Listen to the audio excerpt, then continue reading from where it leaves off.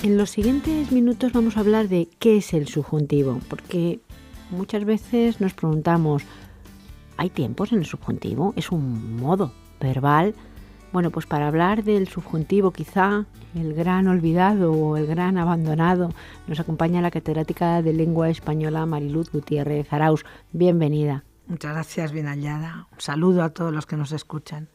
Podemos empezar preguntándonos eso, ¿qué es exactamente el subjuntivo? Y quizá, pues por hacer un previo, hablaríamos de lo que es un modo verbal, que tampoco es algo que conozcamos demasiado. Pues sí, el verbo, como ya he dicho en varias otras oportunidades, me gusta repetirlo, es la gran dificultad gramatical del español, y el modo tiene una serie de categorías por las que se mueve, que forman su paradigma. Y una de las categorías es el modo verbal. Entonces, ya todos hemos estudiado desde siempre que hay dos grandes modos, independientemente de que haya otro, el imperativo, que algunos no consideran modo, etcétera. Los dos grandes modos protagonistas de esta categoría del modo verbal son indicativo y subjuntivo. Entonces, el indicativo, hemos hecho varios programas sobre el indicativo. En el indicativo lo que domina y lo que manda es la temporalidad. El indicativo nos sirve para prácticamente todo. Nos sirve para describir, nos sirve para narrar, nos sirve para comentar, nos sirve para todo tipo de comunicaciones. Sin embargo, el subjuntivo tiene unos usos más limitados. Es más, hay bastantes lenguas de nuestra área occidental y de otras muchas áreas mundiales que no tienen modo verbal. Las lenguas latinas sí tienen el modo, concretamente el modo subjuntivo. Cuando los hispanohablantes hablamos, empleamos el subjuntivo pues tranquilamente, desde pequeñitos, desde muy pequeñitos, porque se adquiere rápidamente, quizá no tan rápidamente como otras categorías más simples, más fáciles, como el sustantivo, que se aprende rapidísimo, y el singular y el plural. Pero el subjuntivo, que es un modo verbal, como digo, más difícil que el indicativo, menos frecuente en el uso que el indicativo, porque sirve para menos cosas, lo usamos perfectamente todos los hispanohablantes. Pero claro, hay muchos hablantes de otras lenguas cuyas lenguas no existe el subjuntivo. Por ejemplo, las lenguas germánicas existió un cierto tipo de modo verbal llamado subjuntivo, pero se perdió, ha quedado algún resto en inglés, pero no existe. Ellos lo que hace el subjuntivo, lo que nosotros hacemos con el subjuntivo, lo hacen de otras formas. Entonces, claro, representa una gran dificultad para los no nativo hablantes hispanos.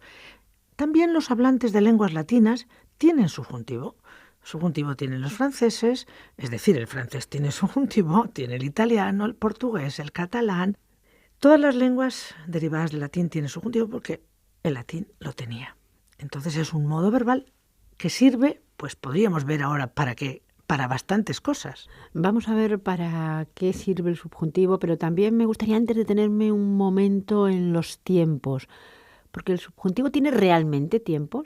Claro, lo mismo que cuando decimos que el indicativo tiene varios tiempos, el presente, el pretérito perfecto, el pretérito indefinido, el pretérito imperfecto, el pluscuamperfecto, etcétera, pues también cuando hablamos del subjuntivo se dice, ¿cuáles son los tiempos del subjuntivo? Presente subjuntivo, haya, hayas, haya, o vaya, vaya, vayas, o cante, cantes. Y luego es el pretérito perfecto, yo haya ido, tú hayas ido, él haya ido. Y luego el pretérito imperfecto, cantara o cantase, subiera o subiese, viniera o viniese, que, bueno, se llama imperfecto de subjuntivo, y el pluscuamperfecto, hubiera venido, hubiera cantado, hubiera dicho. Porque antes, cuando yo era pequeña, y ya tengo bastantes años, se estudiaba el futuro de subjuntivo, y ha desaparecido el cantare, subiere, dijere, ha desaparecido. Solamente lo podemos encontrar en los libros de español de hace por lo menos un siglo y pico. Entonces solamente se ha quedado guardado en alguna expresión fija como venga de donde viniere, sea lo que fuere, que ahí sí se conserva, sea lo que fuere, pero muchas veces ya tendemos a decir sea lo que sea. Pues bien, teóricamente hay cuatro formas temporales de subjuntivo, pero no estamos de acuerdo en la moderna lingüística española en considerar que el presente subjuntivo sirva para presente y el imperfecto sirva para algo pasado. Porque cuando yo digo, si me llamaras, como en los versos de Salinas, si me llamaras, sí, si me llamaras, dejaría... Ese si me llamaras, que teóricamente es imperfecto, pretérito imperfecto subjuntivo, no sirve para el pasado, sirve para el futuro. Si me llamaras mañana, si me llamaras dentro de un mes, si me llamaras en unos minutos. Es decir, que eso de llamar tiempos del subjuntivo no podemos decirlo. El subjuntivo siempre se refiere a lo hipotético, al mundo de la hipótesis, de lo no de verdad existencial. De alguna manera, el indicativo sería como la objetividad y el subjuntivo la subjetividad. Bueno, no tanto, porque en el indicativo podemos decir muchas cosas subjetivas. Lo que sí, el subjuntivo no es para la subjetividad tampoco, es para la duda, para lo que no es seguro. Yo preguntaba una vez a una persona que conoce el habla de los sordos, cuyos padres son sordos, y ella hizo una tesis doctoral sobre la relación entre la lengua española y la lengua de sordos. Yo le preguntaba, ¿cómo hace la lengua de sordos el subjuntivo? Y ella dice, no tengo ni idea, espérate que lo voy a pensar. Y la siguiente vez que nos reunimos, me estuvo contando que las formas que tenía que traducir del español a la lengua de sordos, lo hacía con un gesto que era equivalente a quizá. Esto que digo, posiblemente, quizá. Es decir, ese gesto que indica duda, hipótesis, inseguridad de lo que planteas es lo que equivale al subjuntivo en esa lengua. Y en otras muchas lenguas también se traduce por algo equivalente a quizá. ¿Y qué importancia tiene la sintaxis dentro del subjuntivo? Pues muchísima. La palabra subjuntivo, en su propio significado, quiere decir que se junta sub por debajo. ¿Y eso qué es? Que se junta por debajo. Pues para los que estudiamos sintaxis, el subjuntivo es el modo de las subordinadas, de las que están en un orden por debajo, subordinadas. Aquellas que no son independientes, sino que son dependientes.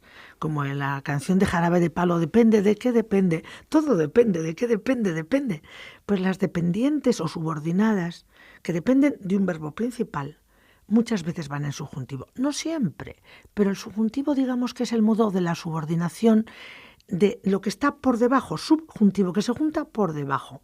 Porque la sintaxis, supongo que es bien sabido, pero lo recuerdo aquí, es esa parte de la lingüística, de la gramática, como su propio nombre indica, sintaxis. Sin es un prefijo del griego que significa en relación. Y, por ejemplo, la palabra sinfonía, fonía es sonidos que están en relación. Simpatía, sentimientos, pazos, dolores, alegrías, en relación. Lo mismo que empatía es sentimiento en la otra persona, simpatía es en relación.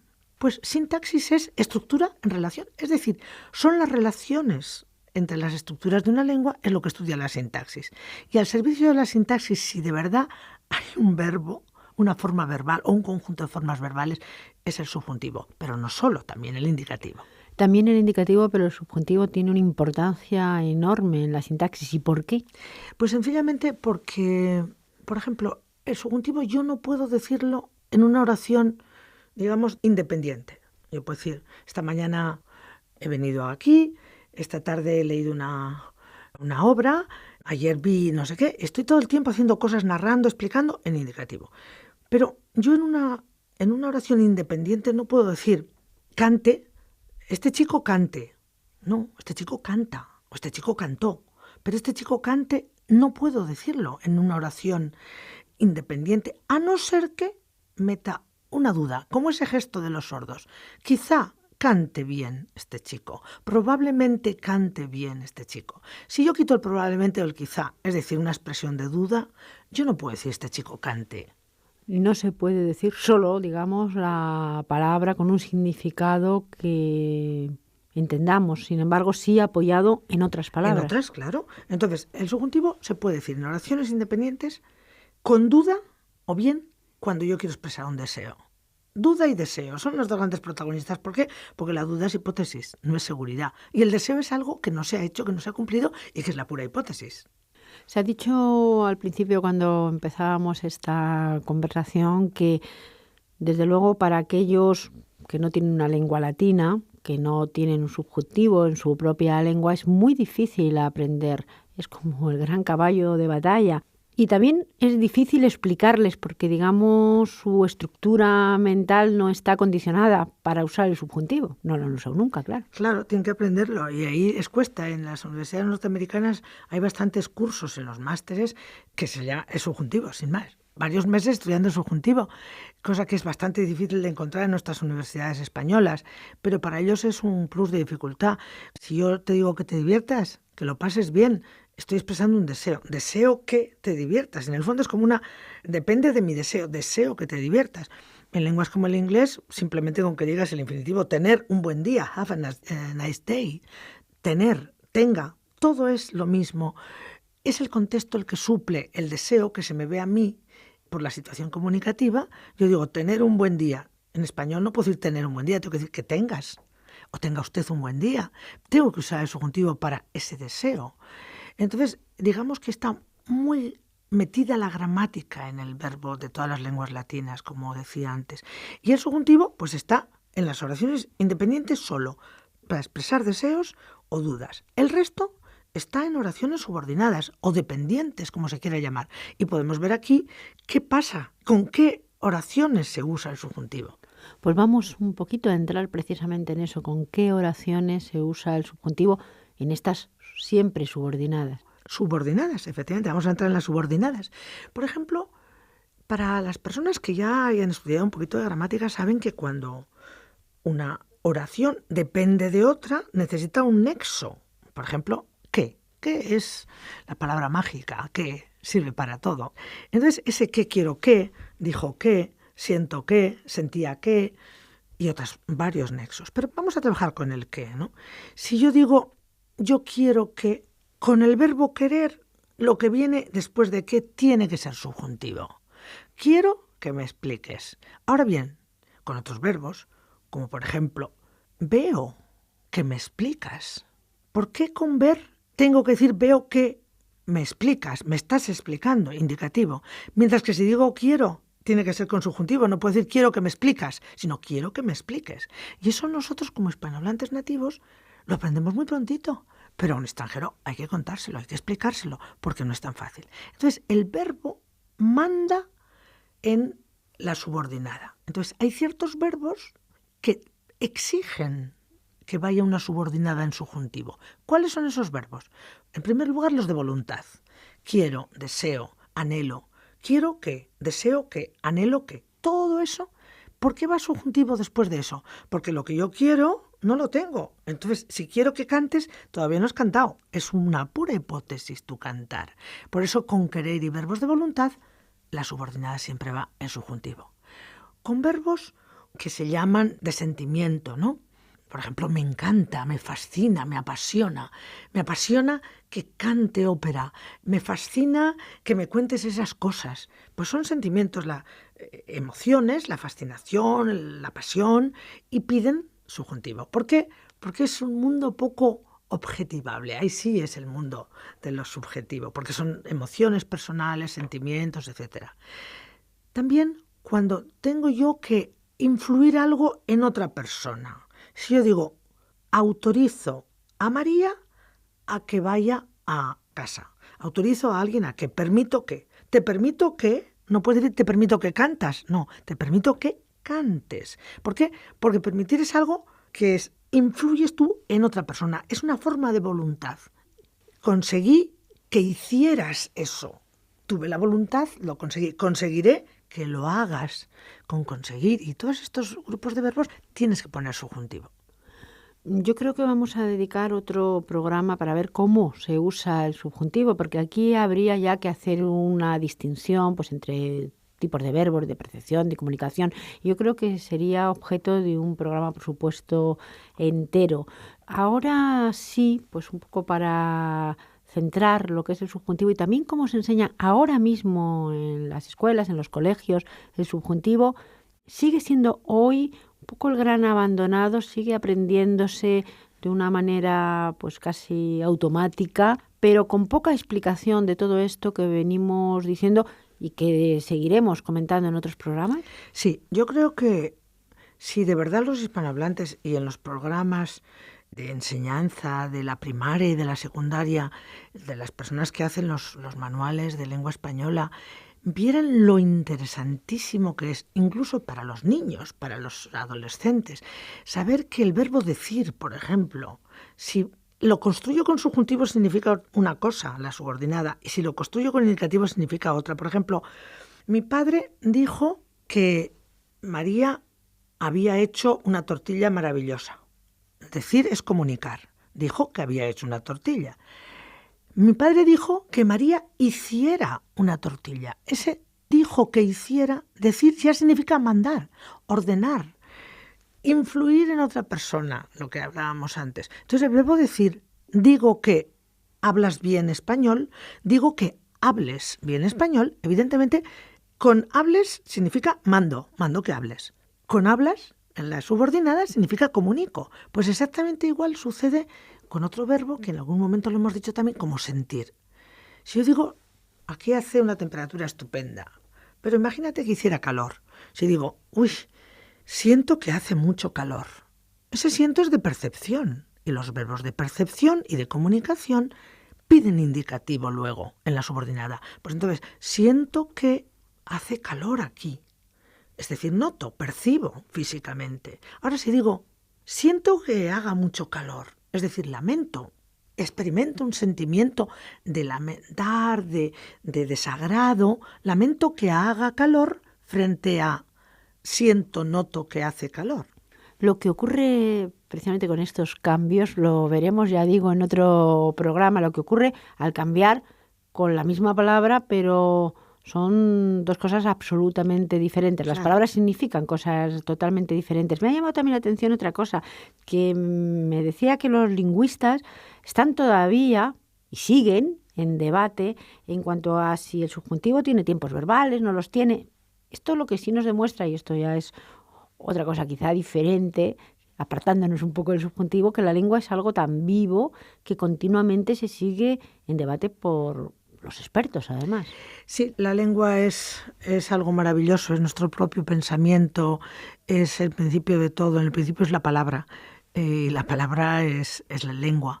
Entonces, lo mismo que precisamente hoy leía en la prensa, que los niños multilingües tienen un desarrollo cognitivo mayor, superior a los unilingües, sin duda alguna.